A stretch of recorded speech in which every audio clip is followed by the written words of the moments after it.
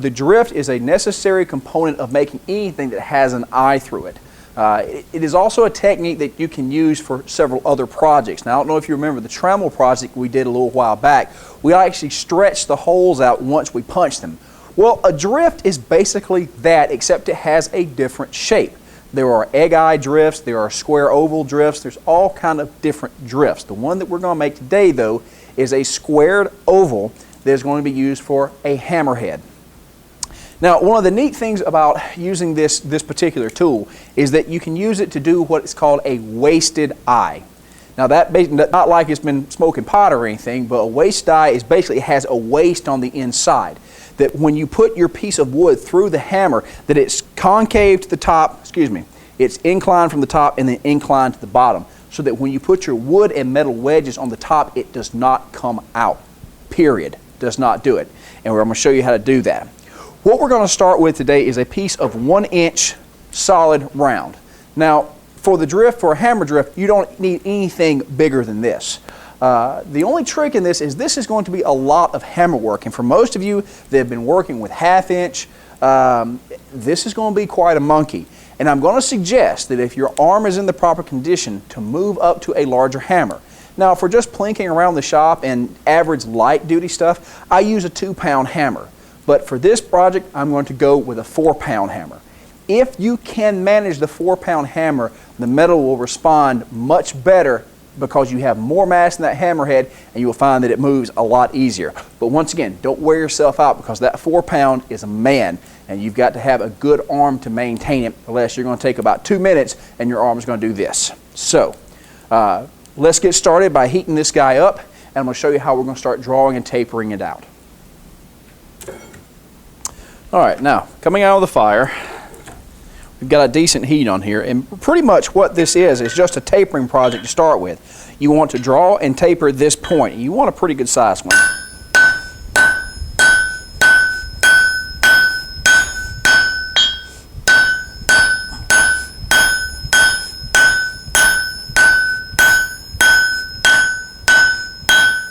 Now, as you see, even though I'm using a 4-pound hammer, and I'm knocking the snot out of it, it's not moving like a lot of the other pieces of steel. That's why I said this is going to take quite a bit of hammering and quite a bit of effort. Now, the other thing that I'd suggest to you is that once you've got this thing halfway set, go ahead and run your heat up on it. If you're using coal, you're going to have a bit of advantage, because heating this thicker stuff is a bit of a monkey. If you can bring this on up to a bright orange, maybe even almost a forge welding, it will go a lot faster. So that's what I'm going to do as far as cranking up the heat. Okay, coming back out now with our second heat, I went ahead and run the heat on up to a bright orange.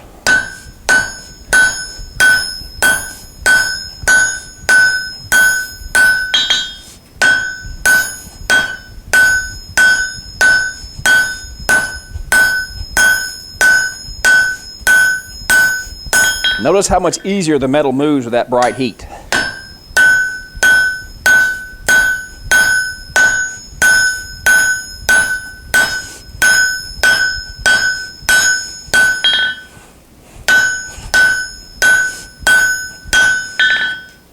All right, you can see it coming out. I'm not keeping it too terribly straight, but you can see I'm drawing it down this way and down this way, basically making a long taper.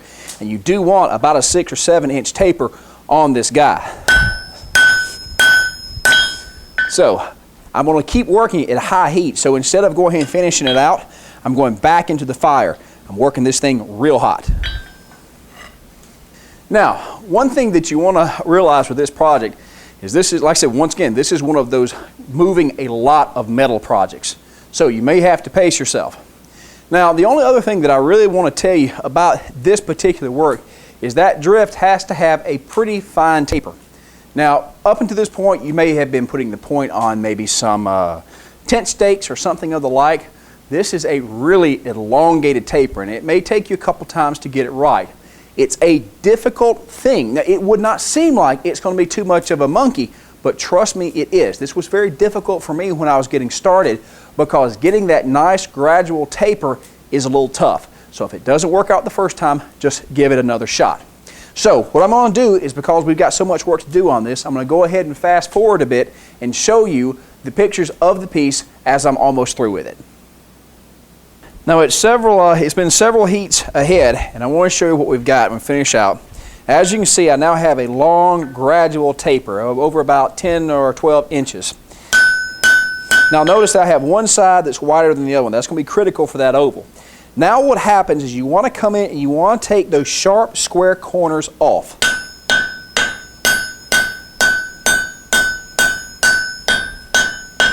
Basically what you're going to do is you're going to take this square and make it into an oval.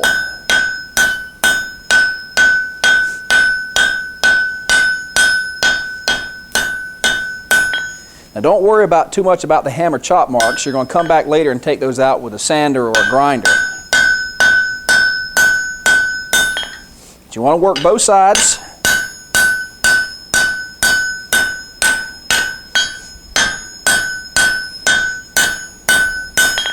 See how that's turning out? We got a nice oval there. Now the real trick is getting this guy straight. It's going to save you a lot of time if you can make sure and get this guy as straight as possible, because you are going to come back in with that sander, because you want this guy to be as smooth as possible. Because when you're jamming it through that hot piece of steel, any kind of imperfection as far as a bump or whatnot is going to cause it to stick, and that's not good. So I'm going to make sure I got it real straight.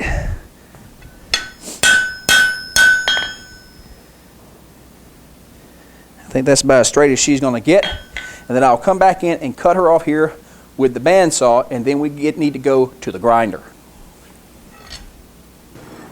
Alright, so this is what you end up with. Now I have left this long on purpose, and there's a reason for that. Now if you're hammering, the piece of steel that you're going to be hammering this through is going to be very hot and it's going to be very large, which means the closer to the bottom of your hand is they're holding this guy, the hotter your hand's going to get. So don't be afraid to leave yourself a little bit of extra gripping room. There's no problem with that. See, I've got all this taper here that I can use, plus some handhold, plus somewhere to hit on the top.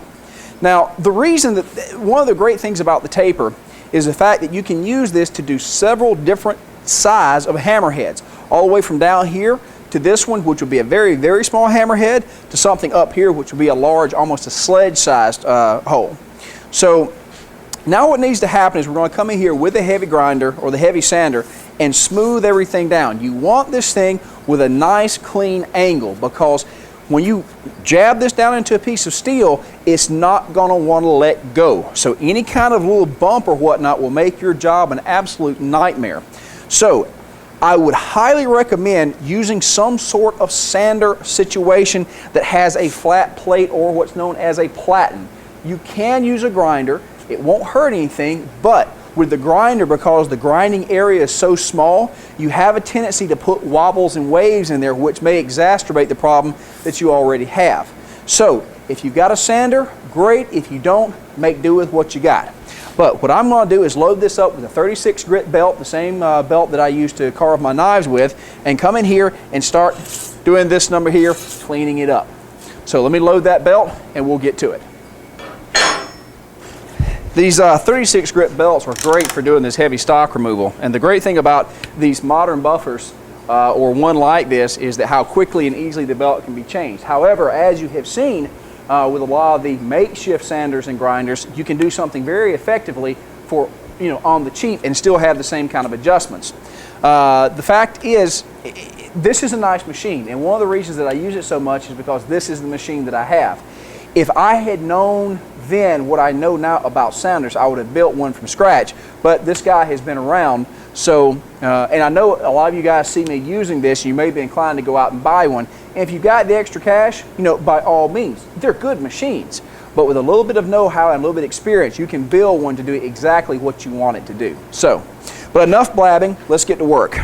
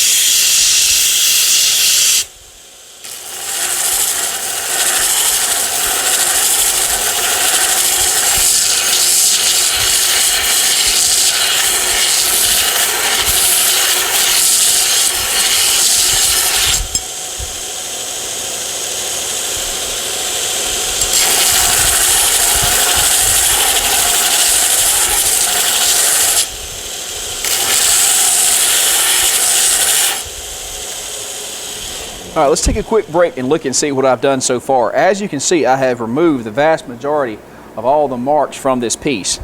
Now, the only thing about this is that most of your hammers that you're going to be using are going to be round-faced hammers, and they tend to leave more of a ding. They move more metal, but they leave a ding. One thing you can do to avoid this is on your last heat, using a flat-faced hammer, come back in and actually work out those marks with that flat face. Now, if you'll notice, what I've done is when I've sat it here, I've kind of rocked it on the edges. That keeps that good round edge, and you really want that for your piece. So we only got a little bit left to do, and to be very honest with you, a lot of this right here is not going to hurt your drift. So this is a very usable drift at this point. However, I'm a perfectionist, so I'm going to go ahead and clean it up a little bit more.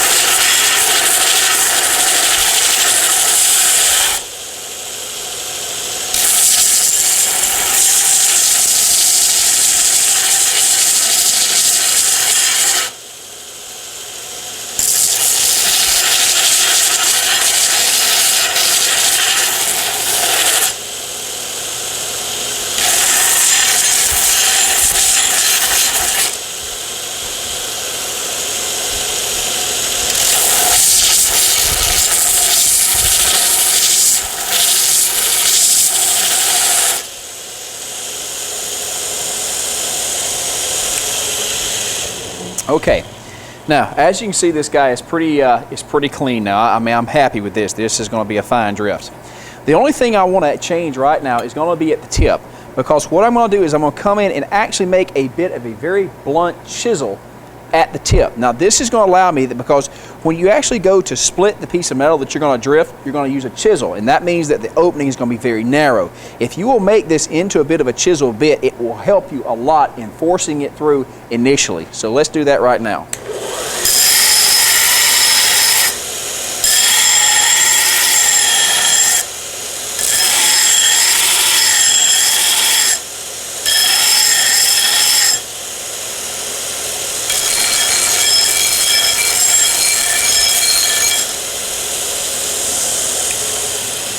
And there you have it. Now I have a tip that will actually spread apart wherever I've chiseled. And that right there is now a functioning drift. However, one other thing that I could add to you, don't forget, if you've got this flat edge here, go ahead and put you a cut around there to help it as it mushrooms.